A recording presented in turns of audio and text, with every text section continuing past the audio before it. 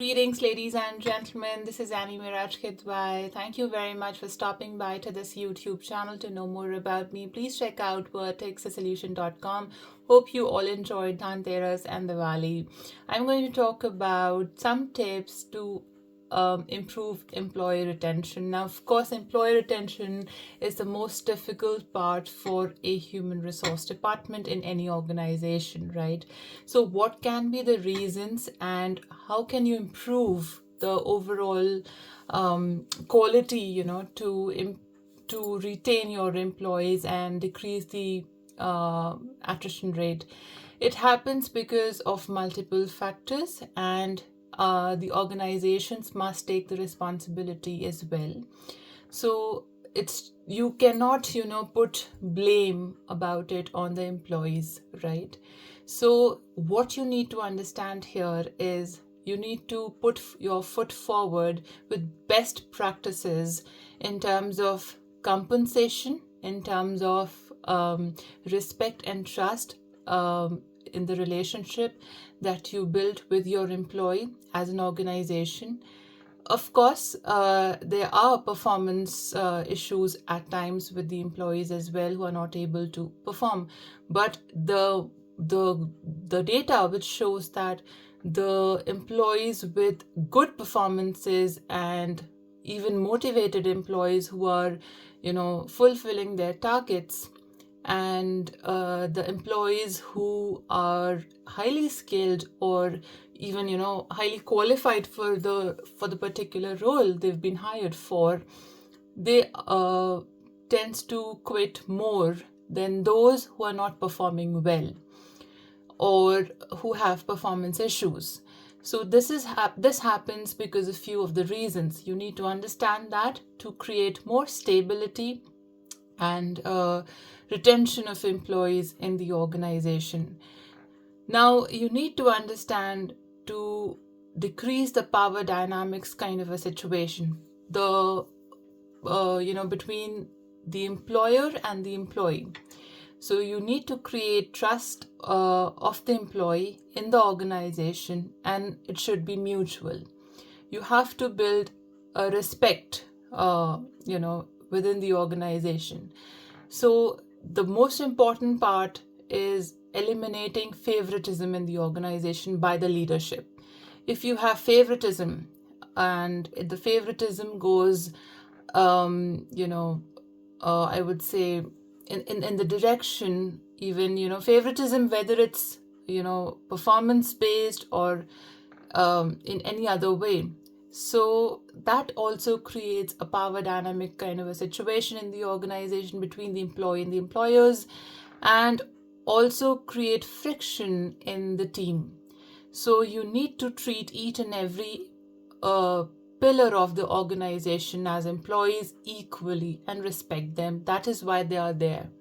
So an employee is hired after multiple, procedures. They're not being hired on the basis of, there is no direct hiring, like without interviews or without any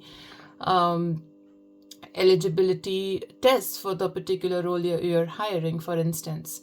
So respect has to be built there. So if there is a kind of a toxic workplace culture and the employees may not feel motivated, they do not feel appreciated, they do not feel respect, definitely they are going to switch their service to another organization where, of course, they've been paid higher than you.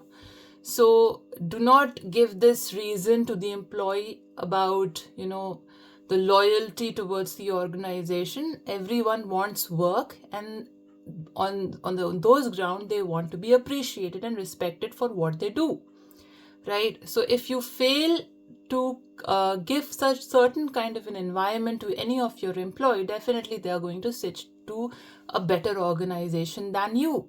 So the competition is between the organizations there, how they are going to retain the human resources, and as well as how they are going to give compensation and benefits, and of course at the same time appreciate the best performers.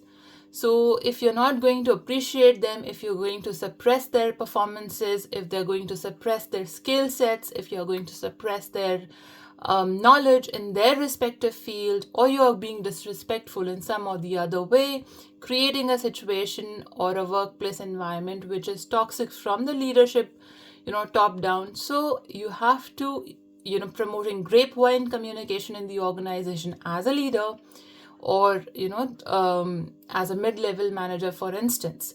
So it's all about your leadership capacity, and even if you are at the mid-level or high level, so how you're going to handle your team members, how you're going to retain your team members, how you can create the environment of trust and respect, mutual respect in your team members. You have to eliminate favoritism. If there's one or two or three people who are favorite to you, and you're taking up feedback from them only, rather than connecting to each and every entity of your team as your team members, and you're not even connecting to them, taking their feedback, constructive feedback, you're going to fail to retain your employees, and they're going to quit. So employee motivation is very important to give constant dedication, or to dedicate themselves towards the organization if they do not feel appreciated.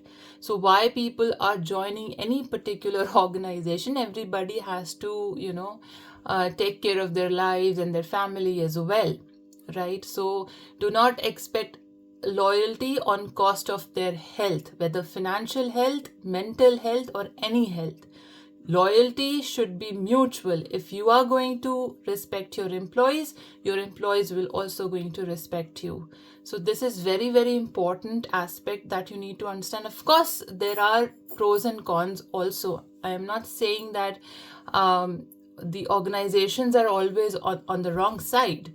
So at times there are employees also who have really bad performances, or they might not be too dedicated or hardworking. So definitely there are ways to deal with it. But in general, why this rate is so high, so before you question the employees or the candidates, you must question yourself first, that where as an organization we stand and how we are contributing in this particular field.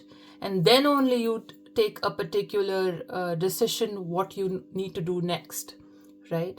So secondly, the another point is creating a positive workplace is very important, right? You don't have to create a certain kind of a situation as a leader in the organization where the team members cannot rely on each other. They have to rely on each other. So you have to build your team in this way that they can rely on each other. So build trust among the team members also, not just to retain your own job or your own employment in the organization as a leader. Rather, creating or fostering an environment of positive workplace that also creates respect amongst the team members to each other for their job positions, their responsibilities or roles in the organization, and fostering work-life balance at the same time as well.